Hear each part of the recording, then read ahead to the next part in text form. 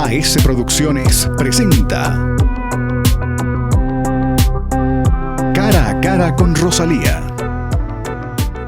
El tema de la inteligencia artificial, cuando uno contempla a la robot que ya obtuvo la nacionalidad en Arabia Saudita, ¿no? Que esto lo vimos a través de la internet, y cuando a esta robot, que le decimos esta porque aparentemente ya se le da las caracterizaciones de mujer, cuando le pregunta la periodista que le hace la entrevista y le dice, ¿usted qué aspira al futuro? ¿Sabe lo que le responde la robot? A modificarme y a mejorarme a mí misma. Eso le dice la robot. Entonces, estamos entrando en este mundo loco, pero también fascinante, fantástico, en que la ciencia y la tecnología están modificando nuestros hábitos todos los días, o no, que cada uno cuando nos levantamos de la cama, lo primero que intentamos agarrar es el celular para ver qué mensaje nos llegó. Cuando estamos haciendo muchas cosas todos los días que tienen relación con la técnica y no nos damos cuenta, ya porque son parte de nuestra rutina diaria. Nuestros niños y jóvenes tienen que ser preparados para ese mundo, pero tienen que tener una sólida base de valores. De lo contrario, podemos llegar a la esquizofrenia, como se llega ya en muchos lugares.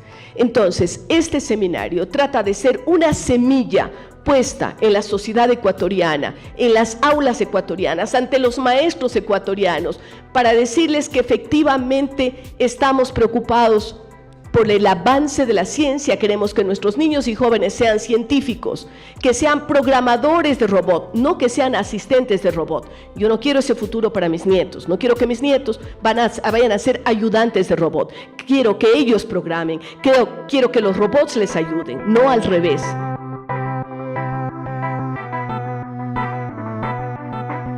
Bienvenidos, queridos amigos televidentes, a este programa que lo hacemos en la biblioteca de la Flaxo. El día de hoy hemos tenido un seminario gratísimo con la presencia de destacadas personalidades y que han hablado sobre ética y ciencia, pero también tenemos aquí la presencia y queremos dar la más cordial bienvenida a Rocío Martínez Sampere. Ella es la directora ejecutiva de la Fundación Felipe González, pero tiene una larguísima trayectoria y el día de ayer apenas tuvimos la posibilidad de escucharla hablando sobre cuáles son los aspectos más importantes en los que trabaja la Fundación Felipe González. Así es que bienvenida, Rocío, a este programa. Pero antes de empezar a hablar sobre la Fundación, quería que nos cuentes un poquito de tu vida, esas inclinaciones por la economía, el trabajo en la City en Londres y luego una carrera política en España. Pues muy bien, muchas gracias, Rosalía, bueno, ya sabes que cuando tú me llamas yo vengo donde tú digas, pero no, muy contenta de estar aquí, que es mi primera vez en Ecuador, no va a ser la última. Por supuesto.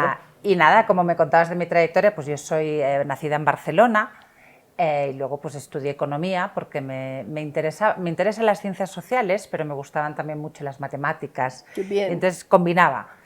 Y estudié economía, luego me fui a Londres, a la London School of Economics, a hacer mi maestría, como dicen ustedes aquí, en economía, y luego allí ya empecé a decir, bueno, a mí me interesa también tener una visión un poco más amplia del mundo, porque a veces la economía se centra mucho en lo local, ¿no? En lo que está pasando. Sí, en analizar cosas demasiado concretas que no te permiten tener una visión del mundo. Entonces hice la segunda sobre Government y Public Policy, y ahí ya como tenía que trabajar y ganar dinero, ¿verdad? Porque uno tiene que hacer, pues me fui a trabajar a la City, en un momento que la City estaba boyante en mercados financieros así muy... Bueno, fue una experiencia del sector privado que me ha servido muchísimo tenerla. Para el sector público también, claro. Me ha servido muchísimo. Sí, sí. Luego ya volví a Barcelona, me metí en el mundo de las fundaciones de los partidos políticos porque me interesa mucho cómo se ayuda a las organizaciones políticas a pensar a medio plazo temas que no son para responder a las declaraciones del día a día, y ahí ya me metí, acabé siendo la asesora económica del presidente de Cataluña, del presidente socialista, y luego ya diputada, portavoz de economía, de presupuesto, bueno, hasta que dimití de mi escaño por cuestiones varias, y me trasladé a Madrid, con mi marido y mis hijos, y ahora soy la directora de la Fundación. Un cambio de vida. Yo vi alguna entrevista que te hicieron, y en esa entrevista tú reconoces que vienes de una familia en donde es variopinto el tema de las tendencias políticas. ¿Cómo crees que eso influye en tu vida? Porque te da la oportunidad de tener una diversidad y una riqueza enorme de contactos, de visiones del mundo, ¿verdad? Totalmente. O sea, mi familia políticamente, digamos, desde mi padre comunista a mi abuelo nacionalista, ahí hay una mezcla que me ha permitido una cosa que para mí en política es esencial, y es la tolerancia al otro y la empatía hacia el otro. La política hoy se está volviendo algo donde tú al otro lo ves como un enemigo. Caníbal, digo yo, es una cosa bárbara. Cainita, ¿no? bárbara. Entonces, que uno no podría pensar nunca, que en el siglo XXI se estén reproduciendo otra vez los mismos esquemas dramáticos de estos enfrentamientos. Que pensábamos que habíamos aprendido a que no nos convenían, ¿no? Pues, a mí, digamos, mi educación familiar lo que me permitió es algo que es que el otro tiene sus razones. Y si no tratamos de entenderlas... Y hay que respetarlas, ¿no? No hace falta que las compartamos. Así es. Pero, y luego, también otra cosa que yo creo que es muy importante, y es que estamos de acuerdo en más cosas de las que parece. Y la política se está volviendo el arte de resaltar el desacuerdo. Y yo soy muy contundente en los desacuerdos, te quiero decir. Y además te dan titulares de prensa, ¿no? Y te dan titulares de prensa, y es verdad. Pero los acuerdos, entender al otro, pensar que el otro tiene la razón, que tendremos que llegar a puntos en común, pues eso me ha hecho una política un poco heterodoxa, a veces, digamos, más ecléctica en cuanto al pensamiento. Totalmente, ¿no? Pero yo siempre dije en mi discurso de despedida del Parlamento, yo dije, mire, debatir con todos ustedes me ha hecho intelectualmente más tolerante y, por tanto, mejor política. ¿Tú crees entonces que esa posibilidades varias que ha tenido y el encuentro con diputados de personas de diferentes tendencias te ha vuelto de alguna forma más tolerante, más abierta a todas las vertientes de pensamiento? Totalmente. Yo soy intelectualmente tolerante, es decir, intento entender siempre que cuando alguien tiene una posición política, que significa que afecta a más de un individuo, que afecta a nuestro colectivo, será porque tiene algunas razones a defender, y yo siempre intento entenderlas. Muchas veces no las comparto, pero antes yo era una persona... Mira, yo lo que odio en política es el dogmatismo. Claro. Lo odio, no puedo soportarlo. Extremismos también, el sectarismo, ¿no? Que la gente... tanto daño. ¿Verdad? Y se dedica mucho más a etiquetar que a argumentar. Y yo digo, en esta vida es importante argumentar. Y cuando uno argumenta, pues los argumentos... Otra cosa es que yo soy muy clara y muy contundente en mis principios. Y yo tengo mis principios y mi ideología. Pero lo que no tengo es el sectarismo de defender mis ideas por encima de todo el mundo, ¿no? Y eso... siempre he sido así por mi educación, pero en política lo aprendí mucho más. Yo cuando llegué al Parlamento no me imaginaba que acabaría dando la razón a argumentos de gente que está más a la izquierda que yo, más a la derecha que yo, porque pensé, bueno, pues llevan razón y yo estaba equivocada, ¿no? Este ejercicio es interesantísimo. Y es la capacidad de pensar y de razonar. Luego es un ejercicio muy poco común y lo hacen demasiadamente poco en política, pero a mí me continúa... Y de pronto eso acarrea problemas, ¿no? Bueno, muchísimos. También, pero bueno, queremos pasar a conversar lo que haces ahora en la Fundación. ¿Cuáles son los temas fundamentales que persigue la Fundación Felipe González? Pues la Fundación Felipe González, que es una fundación bastante... innovadora y distinta en España, que no existían. En Estados Unidos tienen muchísima más tradición. Claro, tienen sus endowments, sus presidential libraries, ¿no? sus libraries. Pero en España, Felipe González, que es un pionero, siempre lo ha sido, también lo ha sido en su legado de expresidente, ¿no? Y hizo una fundación que tiene un legado claro, que es preservar, conservar y poner a disposición del público sus papeles y su archivo. Todos sus acervos, y todo lo que es muchísimo, porque son 14 años de presidente, 23 de secretario general del PSOE y luego su trayectoria como expresidente, que sigue muy comprometido, muy activo, claro. Y muy comprometido con Latinoamérica clarísimamente. Es cierto.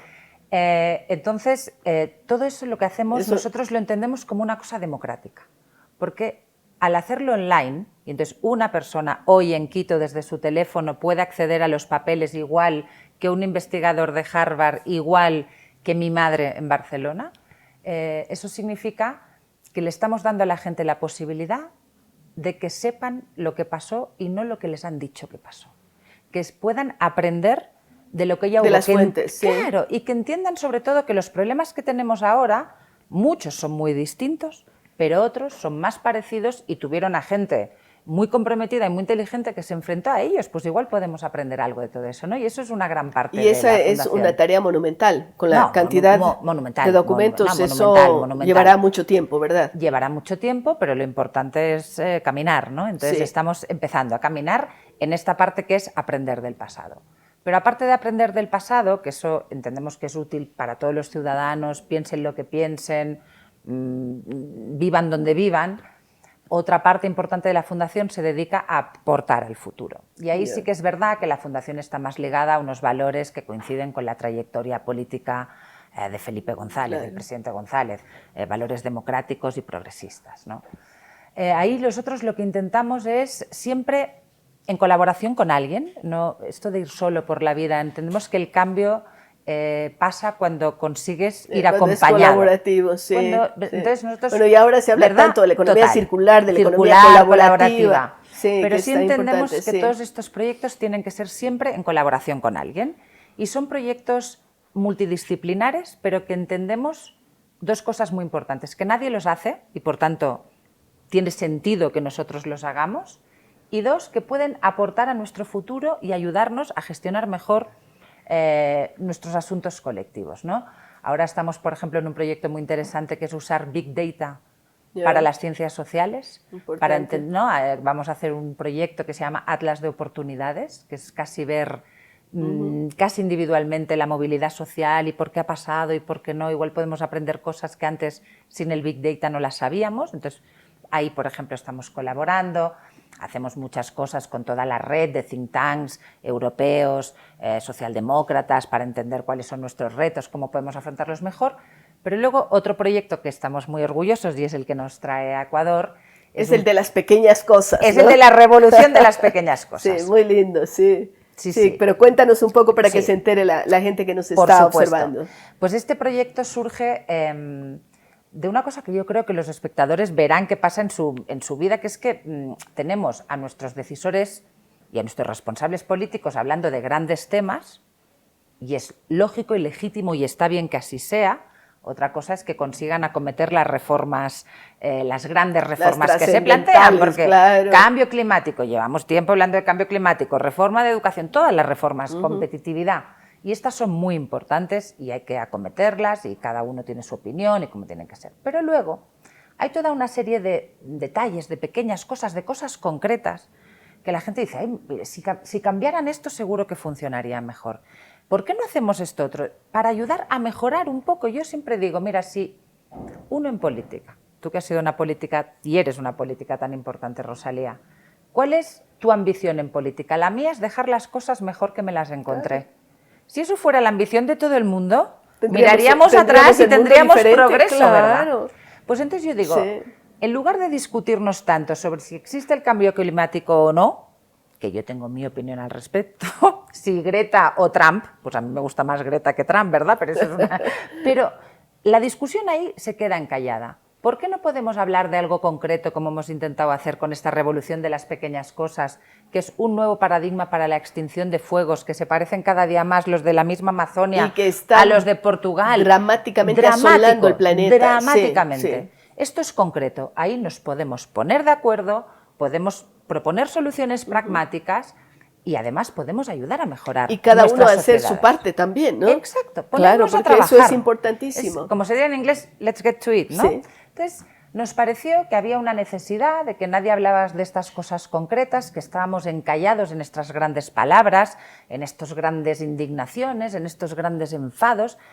Y en cambio que hay todo un acervo de la política gris, ¿no? Yo siempre digo, mira, en Suecia se aburren mucho en la política, eso es síntoma de que va muy bien. Entonces, hay cuando no haces tanto ruido, ¿verdad? Es que está funcionando, ¿no? Claro, entonces hay todo un espacio que yo llamo el espacio del gris, la épica de lo gris, de lo que puede parecer aburrido, pero que es efectivo. Entonces, vamos a juntar a gente de procedencias muy distintas. Que no tendría oportunidad de encontrarse, tal vez. Que no tendría oportunidad de encontrarse, que igual unos pues, son ideológicamente distintos. Uno puede ser de economía, el otro puede ser una maestra de escuela. Y esta gente la juntamos para proponer estas cosas concretas. Esto es lo que hicimos en España. Y estamos muy contentos con el resultado. Este proyecto se llama Palancas también, Se llama Palancas, porque la idea es la pequeña palanca que tú aprietas para mover cosas más grandes. Se llama Palancas o la revolución de las pequeñas cosas. Y está funcionando. Está funcionando, estamos todavía en una fase, digamos, incipiente, pero hemos presentado 37 palancas. Ahora vamos a ir a algunos ayuntamientos y algunas administraciones a implementar algunas de ellas. Hemos abierto una plataforma a la ciudadanía para que nos mande sus propuestas y estamos muy contentos con este programa. ¿Cuál es el siguiente paso? Expandirlo y compartirlo, y esto es lo que estamos firmando con Cofuturo. Vamos a empezar Palancas Ecuador. Seguramente lo vamos a hacer también en otros países, porque yo digo, lo que se le ocurra a una persona en Ecuador, una palanca que pueda proponer, algunas van a servir, porque hay que reivindicar la identidad local también. Hay problemas que solo son de Ecuador y problemas que solo son de España. Pero hay otras cosas que tenemos en común, ¿por qué no con Perú, por qué no con Colombia? Exacto, tenemos, ¿no? Por ejemplo, ahora nosotros en España vamos sí. a hacer una palanca que tiene que ver con el arte del exilio. Las políticas de memoria en España no consideran, así como consideran los documentos, pero no el arte plástico. Entonces esto es una palanca, incluyamos el arte en las políticas de exilio. Eso es muy España, es un tema muy de España. No, pero ocurre también aquí y estamos pensando, la orquesta joven está integrada por jóvenes venezolanos fundamentalmente que no tendrían otro espacio, que no es tocar en este estadio de migrantes en el que se encuentran, ¿no? Bueno, claro, entonces hacer cosas, pero igual esa en España y aquí se tendría que plantear distinta, pero la del fuego, esa es idéntica. Sirve para todos. En España, en Ecuador, en Colombia, en México, ¿verdad? Entonces, nuestra idea es empezar con Cofuturo Palancas Ecuador, ver si lo podemos exportar a otros países y que se generen sinergias entre nosotros. O sea que hay una agenda importante para cumplir. Igual revolucionaria, ¿eh? Igual vamos a hacer más revolución con estas cosas pequeñas. Yo estoy absolutamente segura. Con las grandes la vigencia proclamas. de un sentido que se pierde, que es el sentido común, ¿no? Totalmente. El sentido común es fundamental. El menos común de los sentidos. Cierto, definitivamente. Rocío, no quiero terminar esta entrevista sin que me digas un poco tu percepción de lo que está pasando ahora en Europa con el tema del Brexit. Tú has trabajado en la City, has estado en los espacios financieros. ¿Cómo esto puede afectar la economía británica, que ha sido tan abierta, diríamos, al mundo, con decir repliegue? Se repliega Gran Bretaña y, bueno, ya sabemos que va a haber otro tipo de situaciones, pero quiero saber en el ámbito financiero, ¿cuál es tu percepción?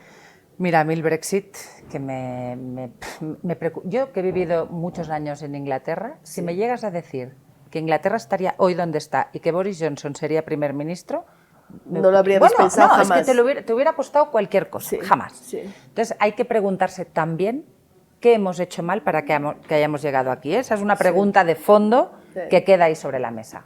¿Qué va a pasar? Fíjate, a mí el tema de la City, que efectivamente es un centro financiero impresionante, que además junta Asia, América y Europa, es el que menos me preocupa porque el capital financiero es un capital móvil. Es un capital móvil, entonces... podrá emigrar a otro lado, pero ¿qué le va a pasar a la economía inglesa? Lo que me preocupa más es la economía y la democracia inglesa. Sí, claro. ¿No? Eso me preocupa porque yo creo que Europa ha utilizado el Brexit, y lo entiendo también como una vacuna, ha sido dura negociando, diciendo, oiga, hasta aquí, porque si no... Pero claro, si se produce un hard Brexit, que yo no lo descarto del todo, esto va a ser unos problemas... pero a todos los niveles, de ciudadanía, de estudios, de intercambio, de movilidad. De todo. Aunque se llegue a un acuerdo, a un Brexit negociado, que sería, digamos, dentro de lo malo, lo mejor, lo deseable, a mí me parece que Inglaterra va a tardar mucho tiempo en recuperar esta mentalidad. O sea, Inglaterra era el ejemplo de la democracia, era la democracia casi de las más antiguas y más funcionales del mundo. Pues yo creo que todo esto va a verse afectado. No tanto la City como tal, porque insisto que el capital funciona, que ese es uno de los problemas del capital, que funciona independientemente de dónde esté. Pero sí me preocupa mucho más, por ejemplo, la economía real, digamos, la industria... De la gente, además la calidad de vida de las personas. Y luego la calidad de vida de las personas. Rocío, nos quedan muchísimos temas por conversar. Sí, muchísimos. Y seguramente vamos a tener otra oportunidad de tenerte aquí en el Ecuador y en este programa, pero nos has aclarado lo que hace la Fundación Felipe González, tu trayectoria política y humana, y también este punto de análisis sobre el Brexit. Gracias, Rocío, y con ustedes continuamos luego de una pausa. Muchas gracias.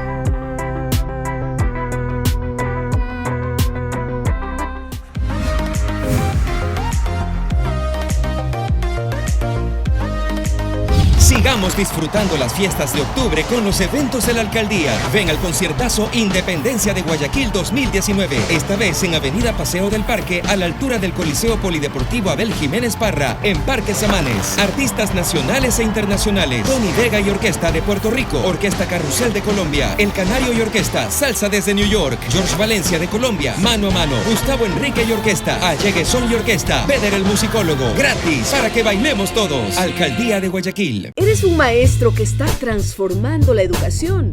Mi profe es la mejor del mundo. Ella me ha enseñado el valor de las culturas del continente. Gracias a mi profe entendí cómo funcionan los robots. Mi profesor me dice que también las niñas podemos ser científicas. Mi profe es como una crack porque me enseña matemáticas y juegos. Postula ya al 12º concurso nacional y 7º iberoamericano de excelencia educativa y gana $10,000, viajes al exterior y becas de estudio. Más información en www.fidal-medioamlat.org. Apuesta por la excelencia. Fidal es pasión por la educación. ¡Mis profes se merecen un premio! Hay experiencias que, además de apreciarlas mientras las vives, cobran más valor con el paso del tiempo por la importancia que tuvieron en tu vida. En Produbanco trabajamos constantemente para brindar a nuestros clientes experiencias que trasciendan positivamente en sus vidas. Vive a diario experiencias Produbanco. Produbanco, Grupo Promérica.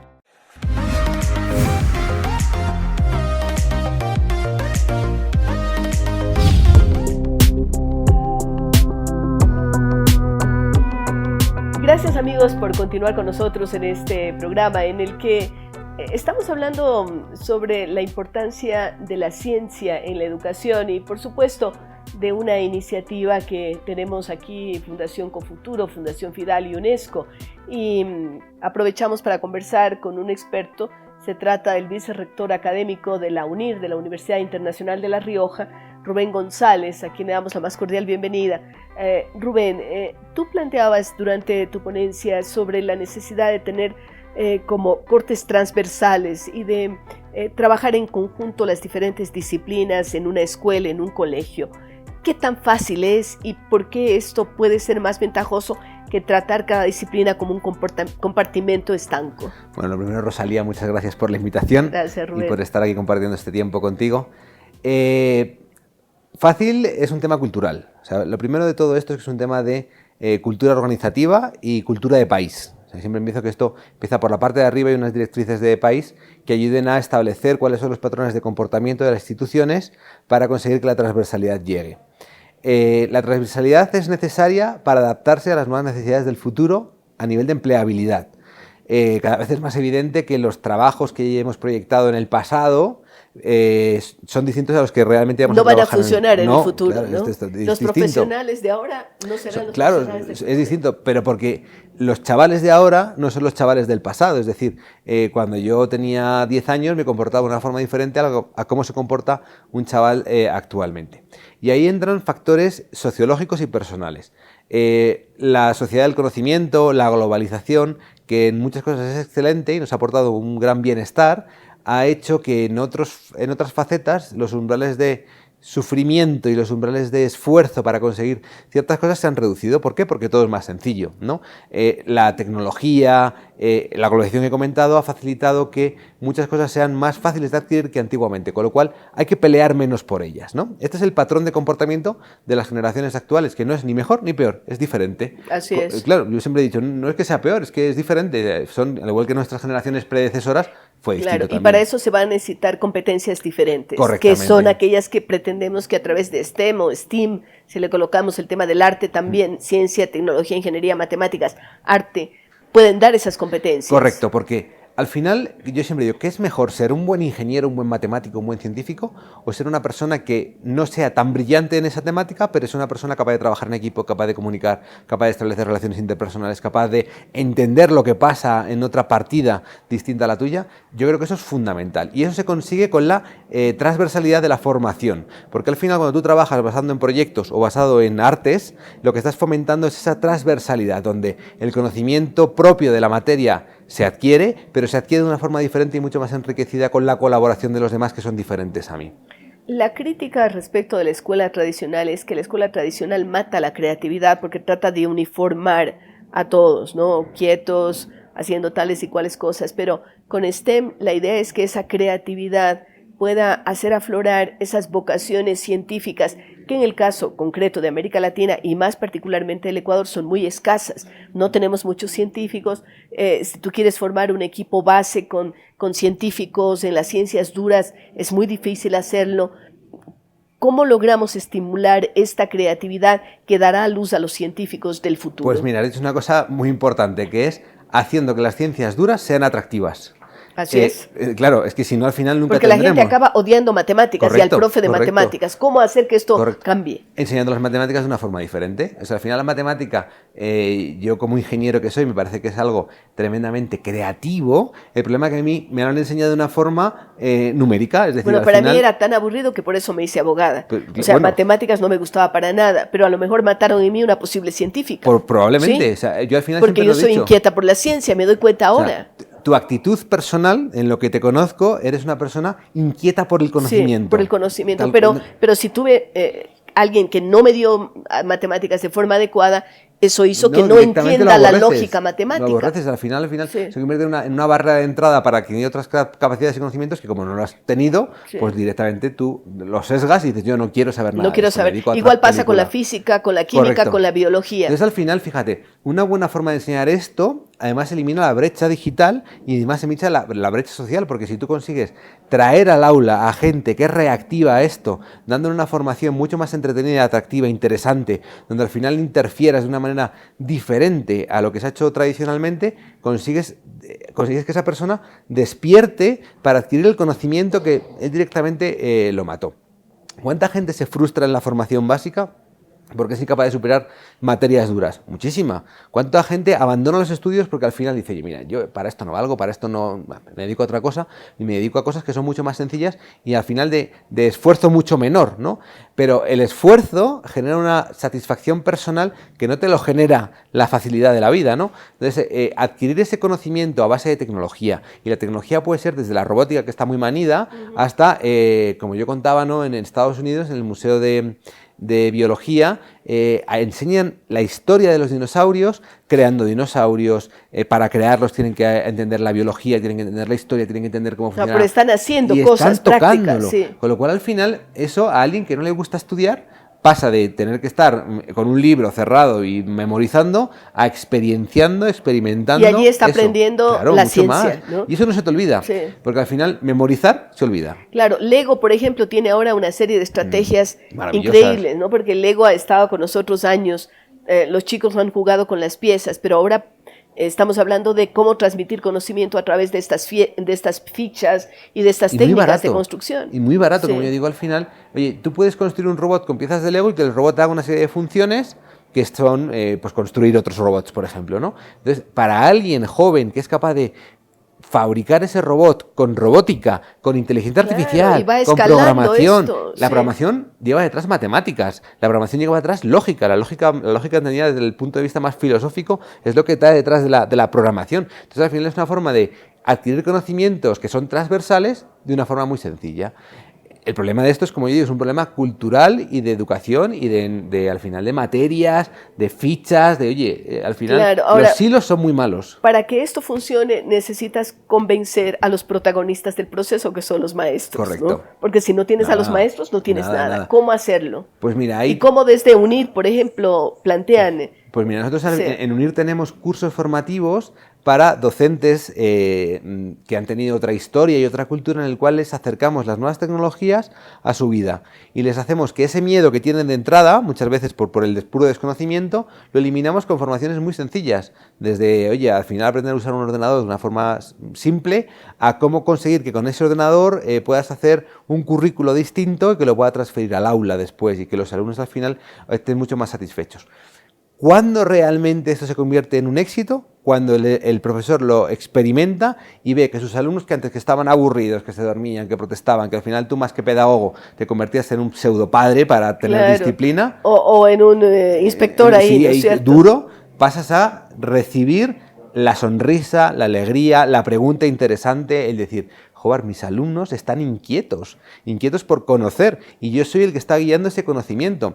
Esa satisfacción no te la da, vamos, como yo como profesor que soy, no te la da nada. Y la formación en línea, que es la que usa UNIR, como rompe tantas barreras, es capaz de conectar gente de distintas naciones que comparten lo que se hace en esas naciones. Con lo cual, al final, el español aprende del ecuatoriano, el colombiano aprende del peruano, y es un ecosistema muy rico que permite romper esas barreras y transferir buenas prácticas a los distintos centros formativos.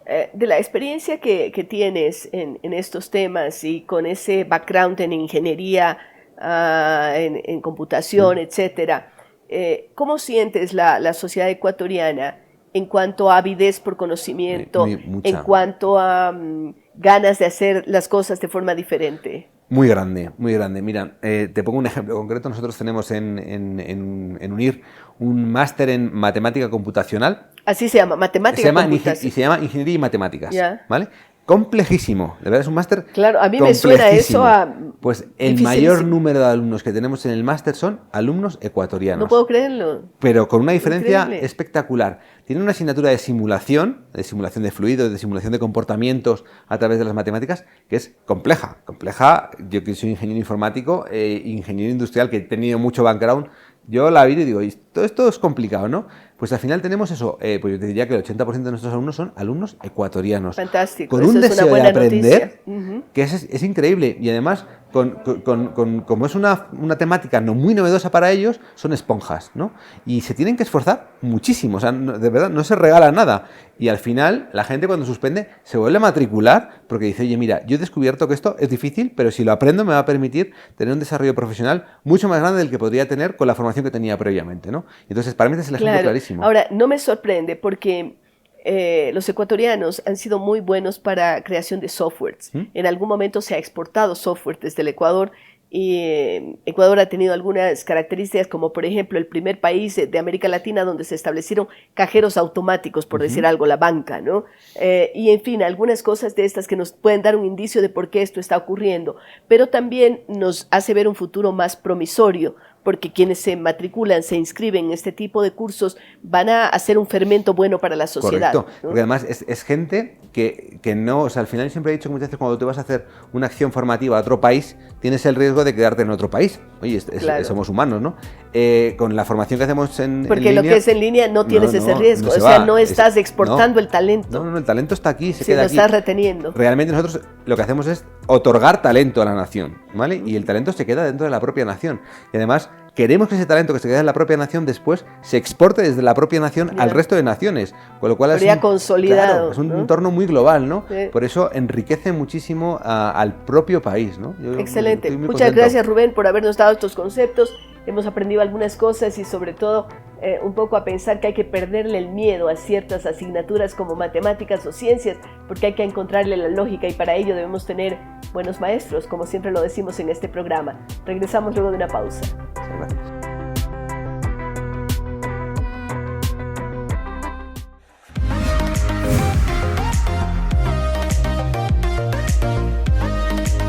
Puedo destacar a Paulina Reyes de la carrera de Derecho. Aparte de ser madre, es una persona que tiene la perseverancia antes que nada. La modalidad a distancia que ofrece la UTPL te brinda la oportunidad de que puedas hacerlo desde el lugar donde tú te encuentres, desde tu casa, desde tu trabajo. Gracias UTPL por demostrarme una vez más que los sueños se pueden hacer realidad. Modalidad abierta y sin distancia. UTPL. Decide ser más. Inscripciones abiertas. Sigamos disfrutando las fiestas de octubre con los eventos de la alcaldía. Ven al conciertazo Independencia de Guayaquil 2019. Esta vez en Avenida Paseo del Parque, a la altura del Coliseo Polideportivo Abel Jiménez Parra, en Parque Samanes. Artistas nacionales e internacionales: Tony Vega y Orquesta de Puerto Rico, Orquesta Carrusel de Colombia, El Canario y Orquesta, Salsa desde New York, George Valencia de Colombia, Mano a Mano, Gustavo Enrique y Orquesta, Allegue Sol y Orquesta, Peder el Musicólogo, gratis para que bailemos todos. Alcaldía de Guayaquil. Cuando el internet de Grupo TV Cable llega a tu casa, empiezas a vivir con lo que te gusta. Con la música que te gusta desde cualquier plataforma. Puedes pasar todo el día con tu influencer favorito. O tu Instagramer favorita. O favorito. Porque ahora el internet de Grupo TV Cable vive contigo. Con la mayor velocidad y estabilidad de la red nacional de fibra óptica. ¿Quién más puede darte todo esto al mismo tiempo? Elige el plan que más se ajuste a tus necesidades. Solicítalo llamando al 600-0101.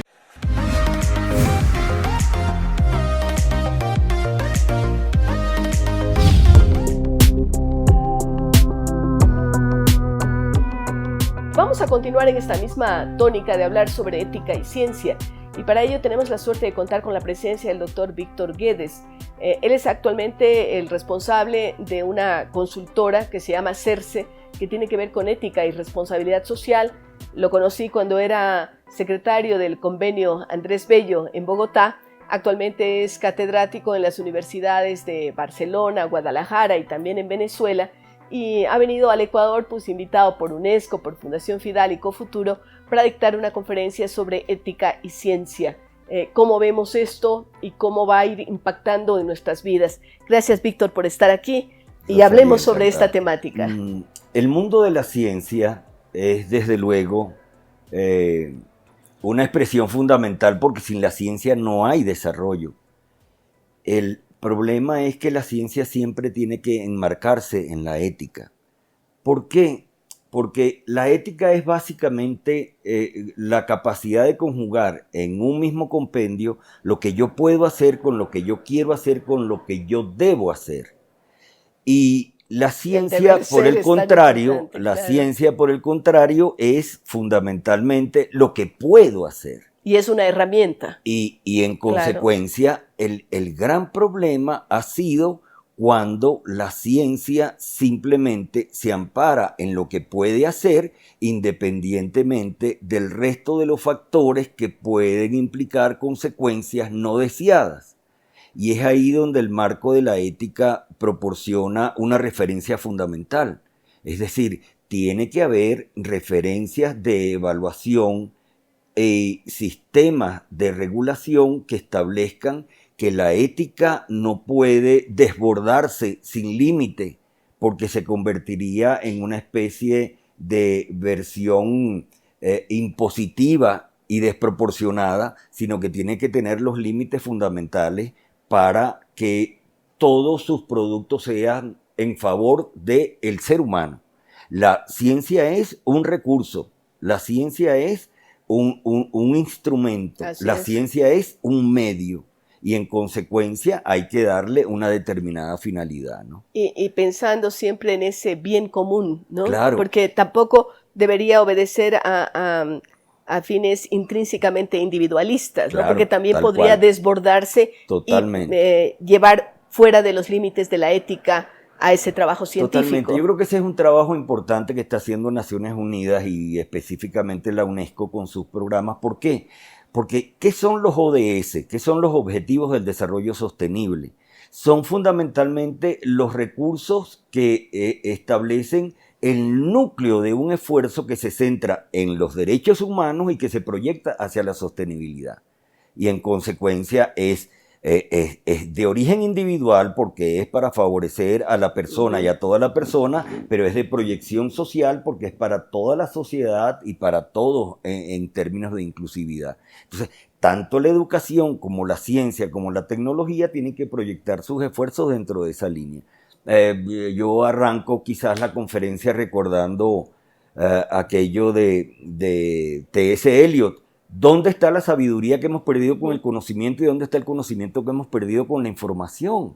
ahí es donde está el aspecto fundamental, porque la ciencia se apoya fundamentalmente en la información y en el conocimiento, pero no en la sabiduría. Así es. Y entonces hay que proporcionarle y hay que recordarle que el marco y que la cortina y que el contexto y que el entorno de todo esfuerzo científico tiene que ser la sabiduría y no la información y el conocimiento. Que es lo que se distorsiona ahora tremendamente, porque estamos llenos de información que ni siquiera sabemos cómo usarla. Claro, ¿no? tal cual. Y el conocimiento es conocimiento porque es conocimiento de que el conocimiento no es el fin del conocimiento. El día que uno convierta al conocimiento en un fin, ya ahí se desboca y realmente convertimos a la ciencia en el opio del pueblo porque la convertimos en una religión. Qué complejo es esto. Es muy complejo, y viene... pero es perfectamente posible y cada día son más los científicos que se suman a esta inquietud a esta y hay corriente, muchísimos sí, movimientos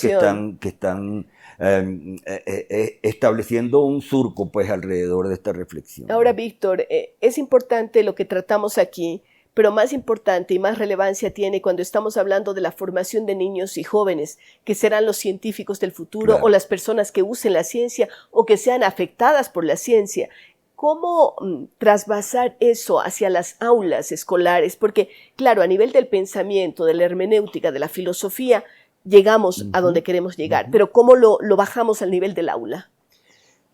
Sin lugar a dudas, la sensibilidad de los escolares es muy particular y uno no puede combatir en ningún momento la ciencia y la tecnología porque la ciencia y la tecnología son pautas que permiten el desarrollo del ser humano y hay que tener la inteligencia suficiente para aprovechar toda esa sensibilidad y toda esa inclinación que los niños traen y que desde temprana edad comienzan a utilizar. Y la inquietud del por qué, a preguntarte, ¿no? Y claro, y ver cómo uno puede compensar aquello en el marco de principios éticos, de principios de convivencia, de relaciones de comunicación, porque el gran problema de la tecnología es que aísla. Y cuando un niño se mete dentro de una pantalla y se aísla de todo lo demás, ahí es donde viene el gran problema, el gran inconveniente. Es espantosa, claro. Y realmente porque es una especie de droga. Claro. Y se está hablando inclusive de clínicas para quitar la adicción a la tecnología a los jóvenes, ¿no? Claro. Eso está pasando ya en Estados Unidos, ahora, en Europa. Ni un extremo ni el otro. Uno no puede quitárselo, pero sí puede establecer una especie de administración del tiempo y el tiempo en el cual los niños no están sometidos a la pantalla, generar relaciones y traducir esas relaciones en comportamientos tan satisfactorios para el niño que él vaya descubriendo por su propia cuenta que no hay absolutamente nada que pueda sustituir la interacción la relación humana. No hay. Y allí el papel de padres, de familia y maestros es fundamental. La propia gente, mira, hay casos importantísimos. ¿Por qué si tú estás en una oficina y tienes un problema con tu computadora, tú inmediatamente buscas a quien tiene la oficina contigua y le preguntas? ¿Cómo hago? En lugar de ver el manual, porque tú necesitas comunicarte. Fíjate que la tecnología se basa en que no le preguntes a nadie, aquí tienes el manual. No, déjame preguntarle aquí. Fíjate, ahí está la riqueza, detalles, claro. ¿no? El pequeño detalle de que de cómo yo puedo apoyarte a ti en términos de una relación enriquecedora a manejar la tecnología y que tú no tengas que recurrir a un manual en el cual te concentras y te encierras mucho más.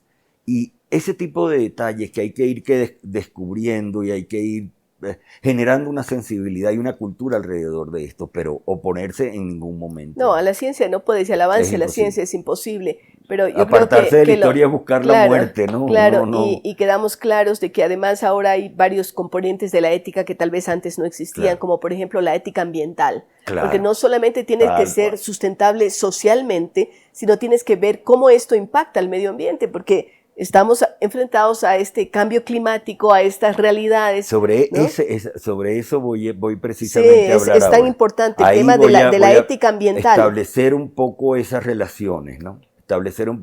Hasta qué punto La ética ya dejó de ser una relación de interacción con el otro y se ha convertido en una especie de exigencia un poco más abarcadora. Es interesante porque en el caso ecuatoriano creo que es la única, o la primera al menos, constitución en el mundo en que habla de los derechos de la naturaleza, ¿no? Es la constitución ecuatoriana reconoce los derechos de la naturaleza. Uno puede tener muchos cuestionamientos al gobierno anterior, pero me parece que eso fue una conquista muy importante de reconocer que la naturaleza tiene derechos y que están imbricados con el ser humano, ¿no? Ese es un aspecto que a mí particularmente me interesa muchísimo, he reflexionado, lo voy a plantear ahora en la conferencia y ver cómo manejamos ese asunto, ¿no?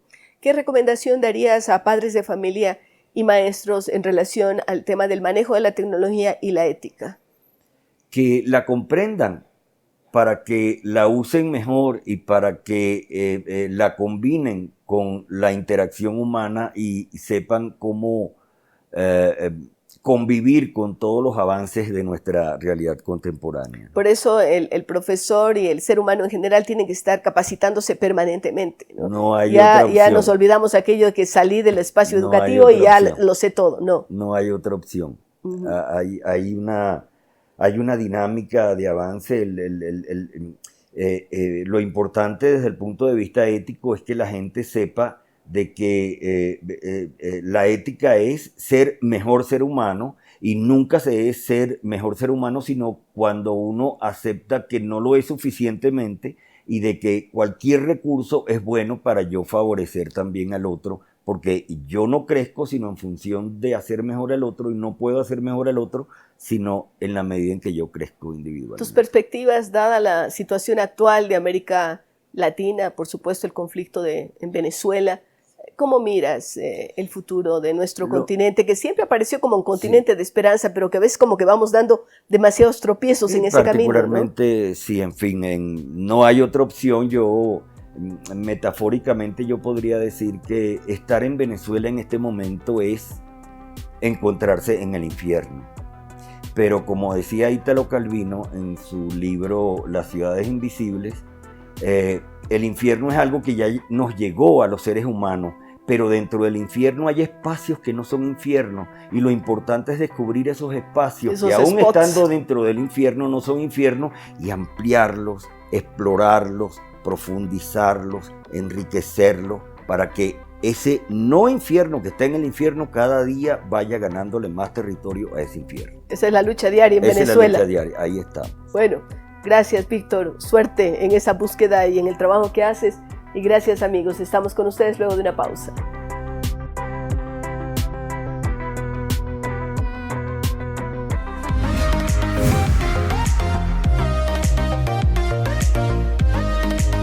Sigamos disfrutando las fiestas de octubre con los eventos de la alcaldía. Ven al conciertazo Independencia de Guayaquil 2019. Esta vez en Avenida Paseo del Parque, a la altura del Coliseo Polideportivo Abel Jiménez Parra, en Parque Samanes. Artistas nacionales e internacionales: Tony Vega y Orquesta de Puerto Rico, Orquesta Carrusel de Colombia, El Canario y Orquesta, Salsa desde New York, George Valencia de Colombia, Mano a Mano, Gustavo Enrique y Orquesta, Allegue Son y Orquesta, Peder el Musicólogo, gratis para que bailemos todos. Alcaldía de Guayaquil. Eres un maestro que está transformando la educación. Mi profe es la mejor del mundo. Ella me ha enseñado el valor de las culturas del continente. Gracias a mi profe entendí cómo funcionan los robots. Mi profesor me dice que también las niñas podemos ser científicas. Mi profe es como una crack porque me enseña matemáticas y juegos. Postula ya al 12º concurso nacional y 7º iberoamericano de excelencia educativa y gana $10,000, viajes al exterior y becas de estudio. Más información en www.fidal-medioamlat.org. Apuesta por la excelencia. Fidal es pasión por la educación. ¡Mis profes se merecen un premio! Estoy tan orgulloso de ti. Has llegado muy lejos. Has mantenido siempre tus principios. Eres imparcial, objetivo y sincero. Has aprendido lo que necesitas saber. Sigue adelante. Así es, Diario La Hora. Llegamos cada mañana con la mejor información en el tamaño ideal. Diario La Hora. Lo que necesitas saber.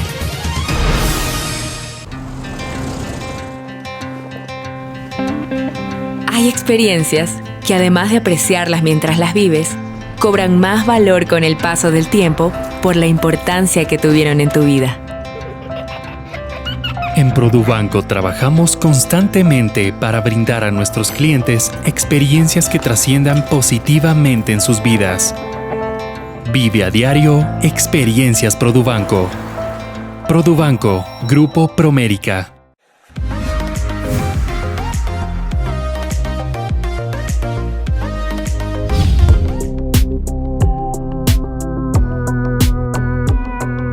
Esperamos, queridos amigos, que ustedes encontraron estas entrevistas, estas conversaciones interesantes, y veremos ahora qué nos han preparado en el segmento cultural. El segmento cultural llega a ustedes gracias al auspicio de Hidalgo e Hidalgo Constructores, contribuyendo al desarrollo del país y apoyando a la educación.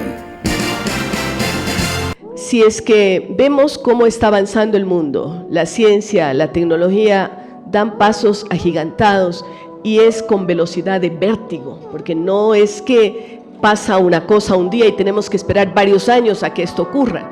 Tenemos siempre cambios constantes. ¿Qué está haciendo nuestra juventud? ¿Qué están haciendo nuestros niños?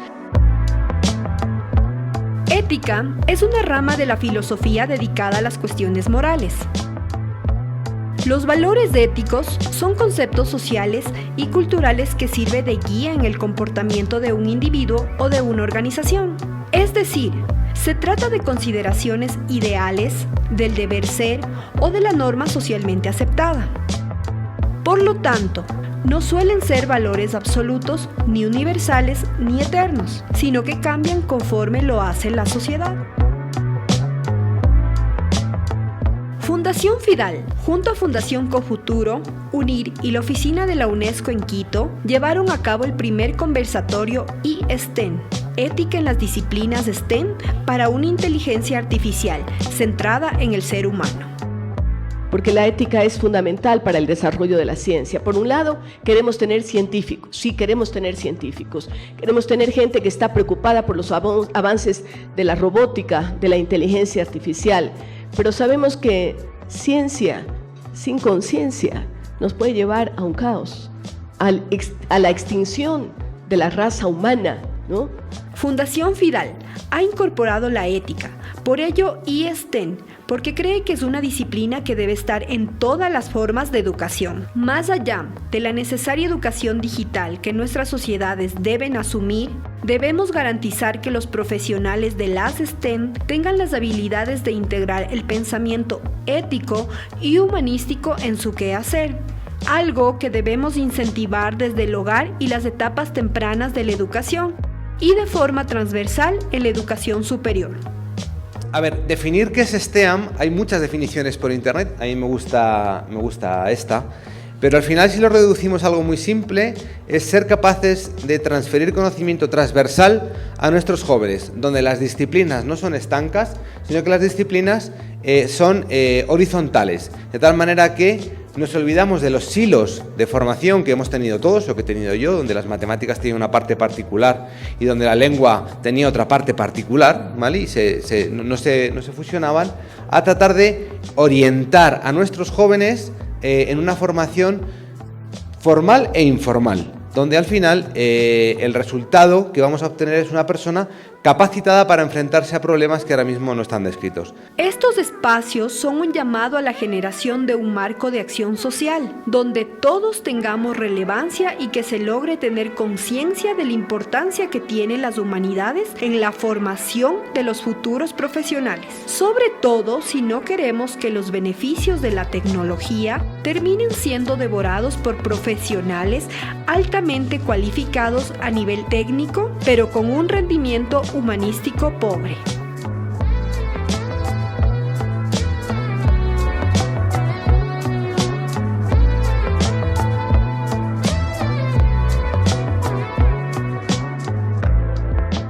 El segmento cultural llegó a ustedes gracias al auspicio de Hidalgo e Hidalgo Constructores, contribuyendo al desarrollo del país y apoyando a la educación.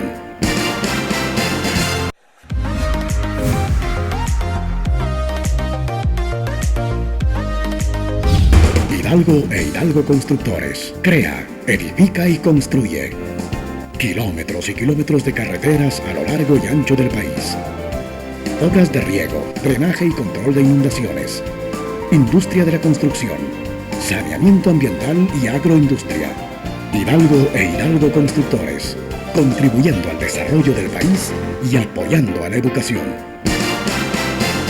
Eres un maestro que está transformando la educación. Mi profe es la mejor del mundo. Ella me ha enseñado el valor de las culturas del continente. Gracias a mi profe entendí cómo funcionan los robots. Mi profesor me dice que también las niñas podemos ser científicas. Mi profe es como una crack porque me enseña matemáticas y juegos. Postula ya al 12º concurso nacional y 7º iberoamericano de excelencia educativa y gana $10,000, viajes al exterior y becas de estudio. Más información en www.fidal-medioamlat.org. Apuesta por la excelencia. Fidal es pasión por la educación.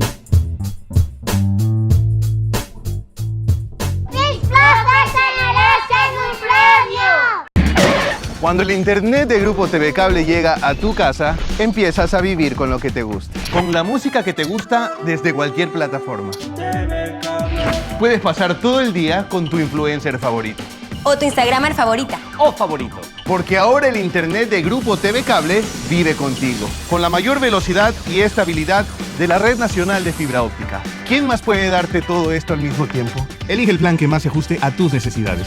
Solicítalo llamando al 600-0101. Sigamos disfrutando las fiestas de octubre con los eventos de la alcaldía. Ven al conciertazo Independencia de Guayaquil 2019. Esta vez en Avenida Paseo del Parque, a la altura del Coliseo Polideportivo Abel Jiménez Parra, en Parque Samanes. Artistas nacionales e internacionales. Tony Vega y Orquesta de Puerto Rico. Orquesta Carrusel de Colombia. El Canario y Orquesta. Salsa desde New York. George Valencia de Colombia. Mano a Mano. Gustavo Enrique y Orquesta. Allegue Son y Orquesta. Peder el musicólogo. Gratis para que bailemos todos. Alcaldía de Guayaquil.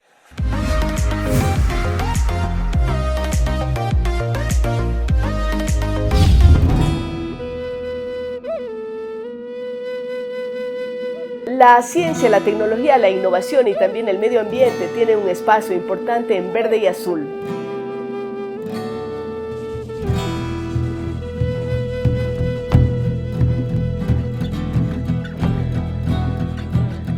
Este segmento es presentado por Grupo Promérica. Hace tiempo abandonó el espectro de la ciencia ficción para colarse en nuestras vidas. Y aunque todavía en una fase muy inicial, está llamada a protagonizar una revolución equiparable a la que generó Internet. La inteligencia artificial es la combinación de algoritmos planteados con el propósito de crear máquinas que presenten las mismas capacidades que el ser humano. Una tecnología que todavía nos representa lejana y misteriosa, pero que desde hace unos años está presente en nuestro día a día a todas horas. Escuchaba esta mañana en las noticias, mientras me despertaba bien temprano, el jet lag hace estragos, cómo habían despedido a una mujer en España en una empresa porque un robot había sustituido la función que hacía, que era administrativa. Y como el tribunal, ante una denuncia, ha revocado esta destitución y le han tenido que volver a incorporar, ¿no? Estamos ahora mismo en los albores de ver qué pasa con este ámbito de la inteligencia artificial aplicada a nuestra vida, pero lo que sí que está claro es que ha venido para quedarse.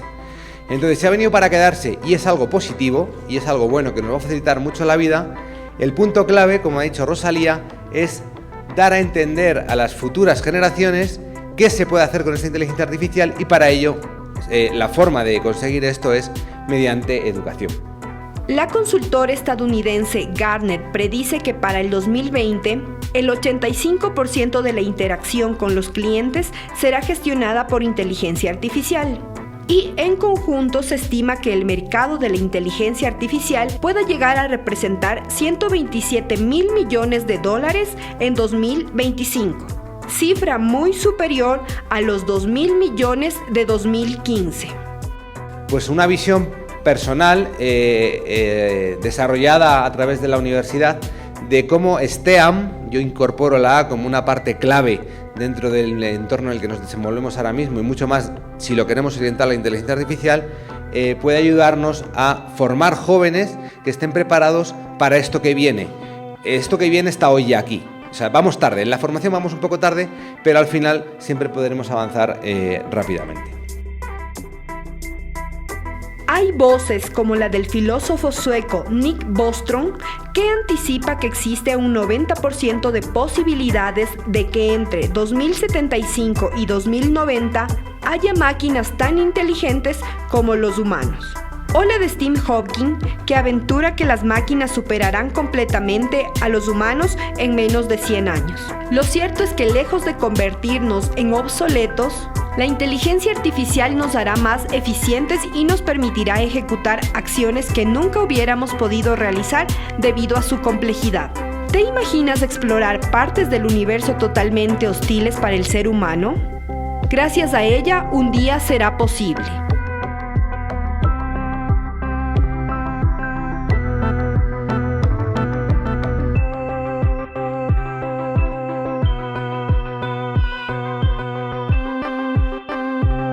Este segmento fue presentado por Grupo Promérica.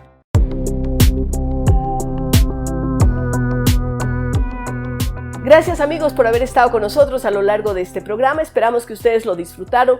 Recuerden que sigue abierto el concurso de excelencia educativa en nuestra página web www.vidal-medioamlat.org. Premios importantes para todos los maestros y maestras del Ecuador y de Iberoamérica. Con nosotros estaremos la próxima semana.